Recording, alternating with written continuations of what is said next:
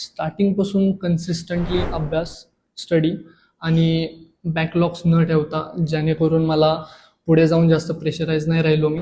तर तू स्टेट बोर्डचा परत 12वीचा परीक्षेचा अभ्यास आणि परत हो. सीईटीचा अभ्यास, या CET चा. दोन्हीचं कुठेतरी प्रेशर येतं का? हो. त्याला कसं हँडल केलं? नाही, HSC स्टेट बोर्डचा 80%, CETचा 80% सिलेबस स्टेट बोर्डमधूनच येतो.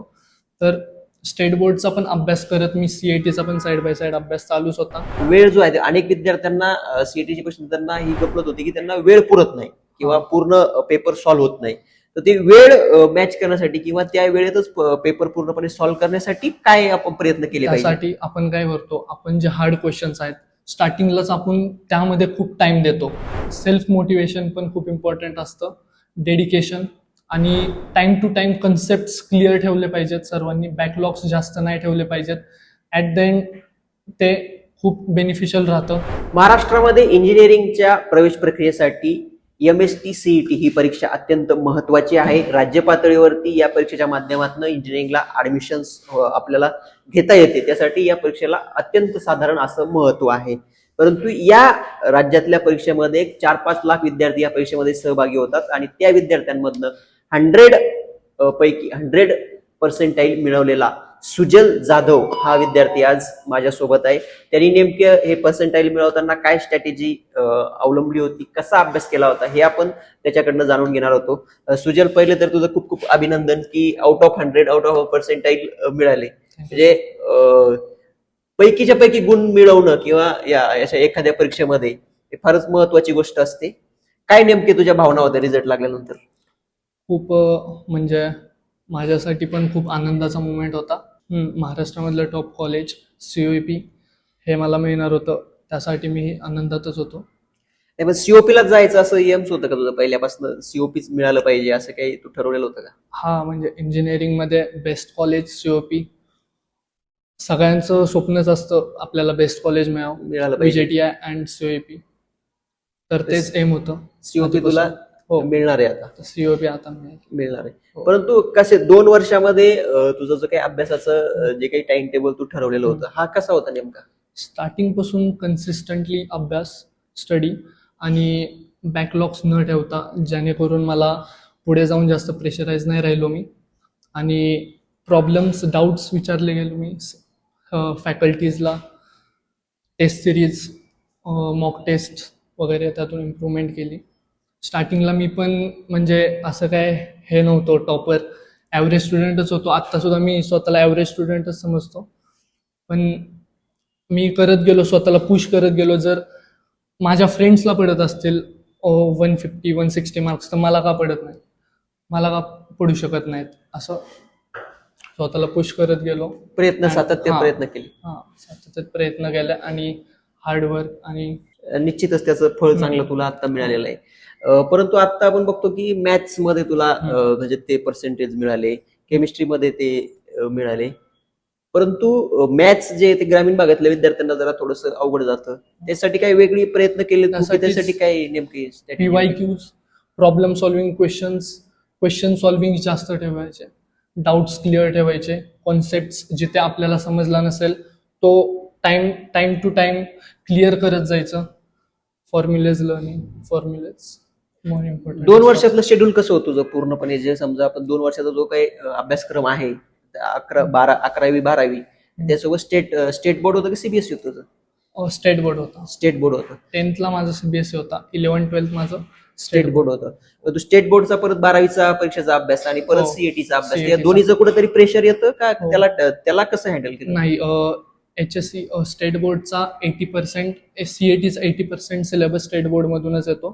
तर स्टेट बोर्डचा पण अभ्यास करत मी CETचा पण साईड बाय साईड अभ्यास चालूच होता अकॅडमीजमध्ये. जवळपास म्हणजे सीएटी मध्ये क्वेश्चन सोडवण्यासाठी फार कमी वेळ असतो. हा, 200 मार्कांची जी काही परीक्षा आहे त्याच्यामध्ये फार कमी वेळ मिळतो तुम्हाला 90 मिनिट्स केमिस्ट्री फिजिक्सला असतात आणि 90 मिनिट्स मॅथ्सला असतात. 50 क्वेश्चन्स केमिस्ट्रीचे असतात, 50 क्वेश्चन्स फिजिक्सचे असतात आणि 50 क्वेश्चन्स मॅथ्सचे असतात. ओके. 1 मार्क 1 क्वेश्चन 2 मार्क्सला असतो मॅथ्स. ओके. त्याच्यामध्ये फार कमी वेळ मिळतो. मग हा वेळ जो आहे अनेक विद्यार्थ्यांना सीईटीची क्वेश्चन त्यांना ही गफलत होती की त्यांना वेळ पुरत नाही किंवा पूर्ण पेपर सॉल्व्ह होत नाही, तर ते वेळ मॅच करण्यासाठी किंवा त्या वेळेतच पेपर पूर्णपणे सॉल्व्ह करण्यासाठी काय आपण प्रयत्न केले पाहिजे? त्यासाठी आपण काय करतो, आपण जे हार्ड क्वेश्चन्स आहेत स्टार्टिंगलाच आपण त्यामध्ये खूप टाइम देतो, जे की केलं नाही पाहिजे. आपल्याला जे क्वेश्चन्स आपल्याला सिम्पल वाटतात ते पहिले सगळे सॉल्व्ह करून एक रिमार्क करून तो हार्ड क्वेश्चन जो आपल्याला वाटतो तो रिमार्क करून आपण आपले सगळे जे क्वेश्चन्स आपल्याला प्रॉपरली येत आहेत, कॉन्फिडन्स आहे आपल्याला, जो क्वेश्चन आपण करू शकतो लगेच, ते सगळे करून आपण हार्ड क्वेश्चन्स कडे मूव्ह होऊ शकतो. ओके. तो आपल्याला साधारण benefit. साधारण किती क्वेश्चन पेपर तू सोडवले असतील आधी सीएटी म्हणजे परीक्षेला जाण्याआधी? किती प्रॅक्टिस Mock केली, test, किती मॉक टेस्ट दिले असतील? जेवढे अकॅडमीज मध्ये कंडक्ट झाले ते सर्व केले मी, आणि घरी पण मी एक माझा 6 आवर्सचा सेल्फ स्टडी करून सुद्धा मी एक तरी मॉक टेस्ट कंपल्सरी करायचंच. करायचो. मग तेच At मला the- विचारायचं होतं की टाइम मॅनेजमेंट तुझं कसं होतं, म्हणजे या सगळ्या 2 वर्षाच्या कालावधीमध्ये तुझं टाइम शेड्यूल कसं होतं, अभ्यासाचं शेड्यूल कसं होतं? 7:30 माझी अकॅडमी होती. अकॅडमी स्टार्ट झाल्यानंतर लेक्चर्स माझे 4 वाजेपर्यंत लेक्चर्स असायचे. त्यानंतर मी घरी जायचो. घरी 1-2 तास रिलॅक्स असायचो, रेस्ट घ्यायचो. त्यानंतर मी माझा परत सेल्फ स्टडी स्टार्ट करायचो. 2 आवर्स फिजिक्ससाठी, 2 आवर्स मॅथ्ससाठी आणि 2 आवर्स केमिस्ट्रीसाठी असे द्यायचो. नक्कीच. ज्या वेळेला ही सगळी परीक्षेची तयारी तू करत होता, त्याच्या दरम्यान घरच्यांचं काही प्रेशर होतं की इंजिनिअरिंग करायचं? तुझं काय स्वप्न होतं, इंजिनिअरिंग करायचं का मेडिकल करायचं, काय नाही? नाही, इंजिनिअरिंगच होतं माझ्या पण डोक्यात. आणि घरच्यांचं प्रेशर म्हणजे तसं नाही, घरचे पण खूप सपोर्ट, घरच्यांनी पण मला खूप सपोर्ट केला. त्यांना पण वाटायचं की करतोय अभ्यास, आणि करत होतो मी. घरीच जास्त करून मी सेल्फ सेल्फ स्टडीवरती जास्त फोकस केला. फोकस केला, आणि लेक्चर्समध्ये डाऊट्स वगैरे क्लिअर ठेवले, जास्त बॅकलॉग्स नाही येऊन दिले. ओके.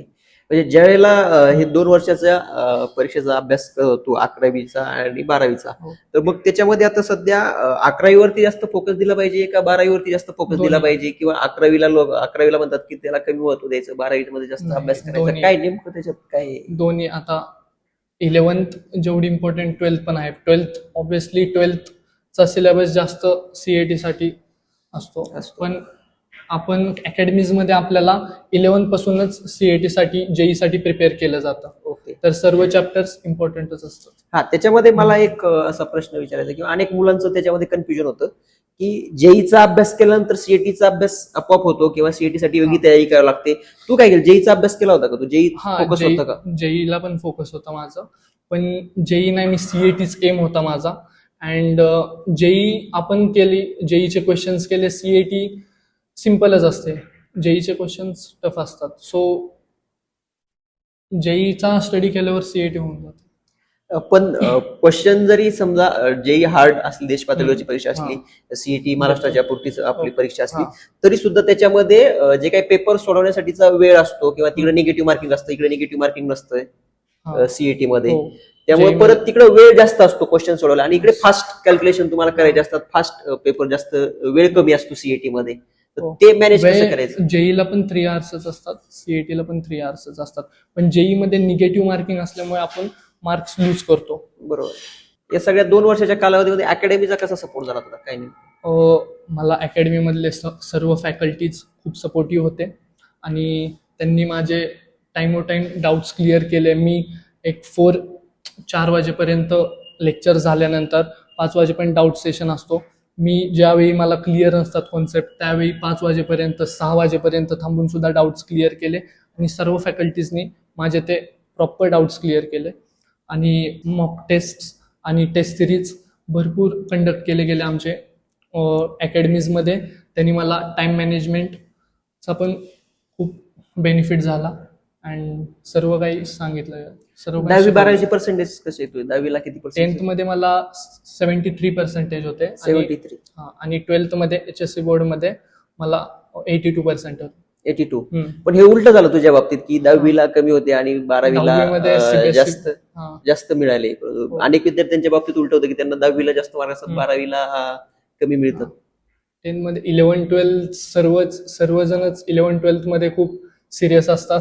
तो त्यांचा लाईक मेन 2 इयर्स असतात, इम्पॉर्टंट 2 इयर्स असतात सर्वांचे. सो मी इथेच सिरियस होतो खूप 11-12मध्ये गेल्यानंतर. पण आता जी मुलं 11वीला गेलेली आहेत, ज्यांनी आता 11वीला ऍडमिशन घेतलेलं आहे, त्यांना 2 वर्ष आता ते सीईटीची तयारी करायची. त्यांच्यासाठी काय नेमकं तू सांगशील की एक रोड मॅप या पद्धतीनं तुम्ही अभ्यास करा की मग त्या तुमचं जे काही यश आहे ते तुम्हाला व्यवस्थित पद्धतीनं मिळेल.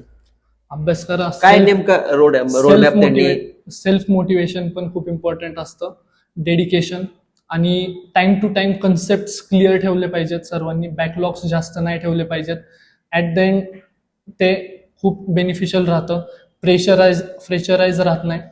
तर मी सर्वांना तेच सांगेल की बॅकलॉग्स नका ठेवू, concept time to time clear ठेवा आणि क्वेश्चन सॉल्विंग्सवर फार लक्ष द्या. आज आपल्याला जर 30 क्वेश्चन जमत नसतील, 10 पासून स्टार्ट करा.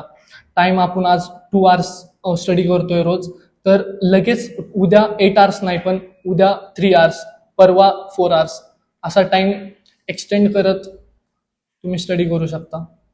तुझा सेल्फ स्टडीचा किती वेळ होता म्हणजे साधारण? 6 आवर्स सेल्फ स्टडी लेक्चर्स नंतर. लेक्चर्स नंतर हा. 6 तास. आणि वीकली टेस्ट टेस्ट सिरीज असायच्या अकॅडमीज मध्ये, मॉक Okay. टेस्ट 12th मध्ये. परंतु हे 11वी मध्ये पण तेवढाच होता, 12वी मध्ये तेवढाच होता की नंतर तू हळूहळू वाढवत गेला? हा, वाढवत गेलो. ऑब्विसली आता 11th मध्ये ज्यावेळी पुढे टाइम जात गेला, सिरियसनेस सगळ्यांची वाढतेच. सो 12th मध्ये मी जास्त सिरियस होतो एज कम्पेअर टू 11th.